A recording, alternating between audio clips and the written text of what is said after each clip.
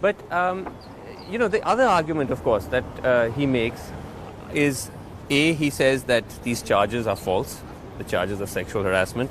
B, he says it's just all politically timed. And C, he's even suggested that the women are not up to his standard. I know that sort of... He manages to do himself in all the time, because he's saying that he only harasses...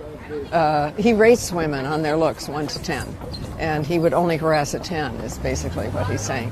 This guy's never been a 1 himself,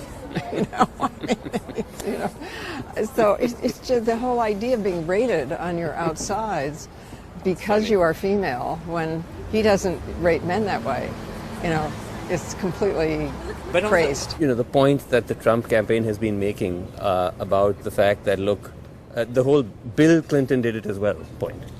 Now, moving away from that as a political...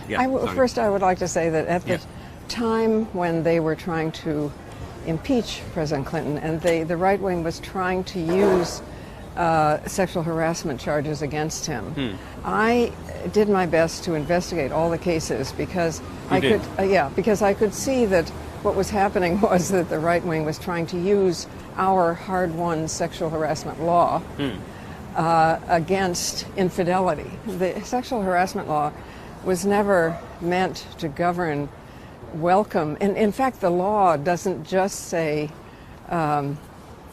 whether, this is forced in some way. It says, is it welcome? That's its standard, right? So nobody's against freely chosen mutual sexual of any kind. And they were about to destroy our law. So I looked into the cases as much as I could.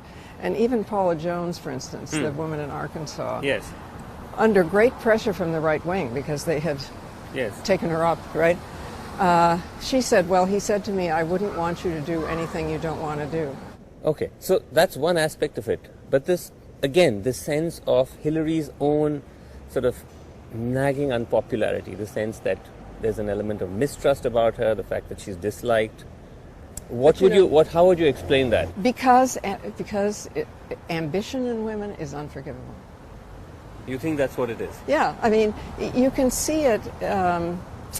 There was a woman who was the Prime Minister of Australia who had the same experience. She was well liked until she wanted to become Prime Minister, and then said, well, who do you think you are? So the same is true of Hillary. When she was First Lady, okay, then when she wanted to be Senator, it plummeted. How dare you want to be a senator? But if you were to identify one flaw of Hillary's, what would that be? I think that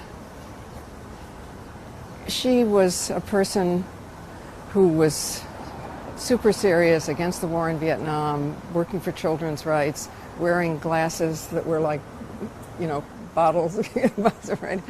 Didn't care about her hair, didn't care about what she had on, and so on. Used her own name, didn't change her name when she got married. These are not flaws, by the way. No, but wait a minute. But then, because of the response and her husband's political career, she changed. And I think that may have been a step toward inauthenticity, if you know what I mean, because even though she never became somebody who was obsessed with her appearance and so on, she did have to do that. Yeah, she did have to do that. She took her husband's name. She started to, wear makeup and comb her hair and wear contact lenses and so on and so on.